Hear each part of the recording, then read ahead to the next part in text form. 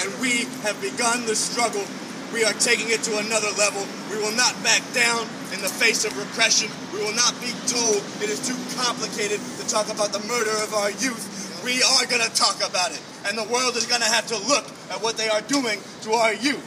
The world is going to have to see that in this homeland of freedom and democracy, as they like to call it, a genocide is being carried out. They talk about tyrants and human rights violations while they run torture chambers like Rikers Island, while they sanction police terror and murder and say a cop only has to say he's afraid of black people to get away with it. This must stop, and we are out to stop it. Which side are you on? I mean, this is Rise Up October. Rise Up October is really a continuation of rights we've been fighting for since the 60s. And for the last 50 years, people have been applauding our successes in civil rights and racial acceptance. And all we're seeing is the same thing we saw 50 years ago. Yeah. People are getting killed daily. We see the statistics. It's gone from, what, once every 8 hours? Well, still like 3 a day. People are getting killed by law enforcement. From people that we are paying with our tax dollars to serve and protect us are killing us. What world in our consciousness does this make sense? It makes no sense at all. And that's why I'm so proud to be here right now, standing with all my brothers and sisters, my revolutionary Christian, my revolutionary communist. I guess I'd be a revolutionary green right now. Yeah! That's all right. I love it because, you know what? When we shared this call for Rise Up October, all of my Green Party brothers and sisters from this state to the island of Hawaii said we are disgusted. We just can't believe what's going on in this country. If this was any other country, we'd be going to war with them right now. Yeah. We'd be going in there saying, you know, we got to install a democracy in there because people are getting killed at an outrageous rate here. 3 a day. 3 a day people are getting killed by law enforcement, and that's not right. And not even the people that are killed by law enforcement, like we talked about here. Rikers Island. People are going to Rikers, and they're not even being charged, which is really just an extension of the Obama campaign of we can just lock you up without giving you any charges. It's legal kidnapping. Yeah. It is legal kidnapping, and it's state-sponsored terrorism. Yeah, I will say that. That's right. People are being tortured on a daily basis, killed on a daily basis. And the only reason they're able to do this is because we don't have numbers in the street now to come out and say, this is wrong. We fall prey to the Democrats and Republicans that come out and say, hey, we're here, we'll take this issue on for you, we'll lead it to the end. And they don't do anything for it. That's right. And that's why I'm so proud to be here as a Green Party member or whatever party you are. But if you're in support of Rise Up October and you're for the people, then you should be out here. More than 40 families of people killed by police who are going to be in Times Square Thursday, October 22nd for No More Stolen Lives. Say their names. They're going to be joined by more family members who couldn't come on Thursday but will come on Friday, and some are taking red eyes in to be there on Saturday. We will have more than 100 family members from around the country joining together with dozens of family members from the New York area throughout this time period.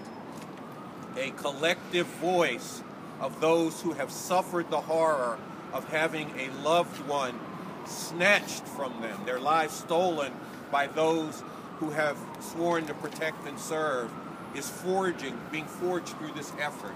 And I was on a conference call with like 25, 30 family members last night.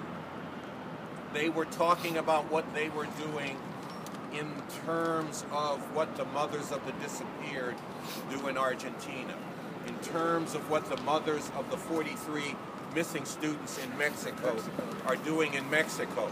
They are saying there has to be a collective voice of those of us who have had loved ones stolen from us by law enforcement. And that's something that's coming together. And it's not easy to do that.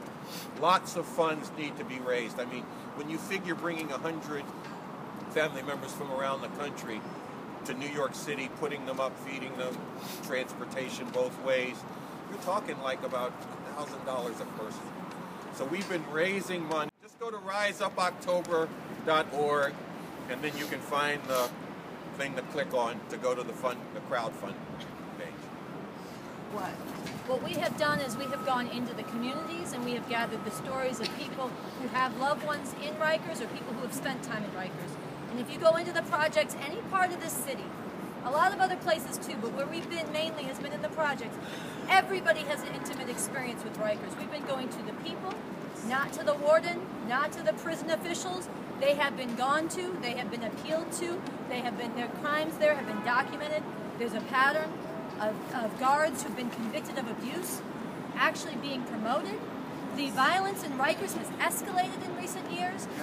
This has been documented, and so our approach has been to recognize that what's been missing is not the exposure, not the lawsuits, not the documentation, not the truth-telling even, but the people who are willing to go and put ourselves on the line to say that this must stop.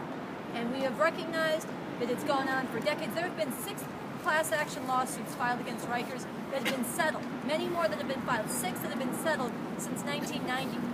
Each one promises drastic reforms, more cameras inside, more use of force requirements on guards. Each of them has the same promises, and yet over and over again we find that the guards take inmates to the 1 or 2 places remaining without cameras. And there will always be somewhere without cameras. And they beat these inmates, and they injure these inmates. And so we are going with that behind us to stand in front of the entrance of Rikers Island and put ourselves on the line, because Rikers Island must be shut down. No communication with the administration or No, no.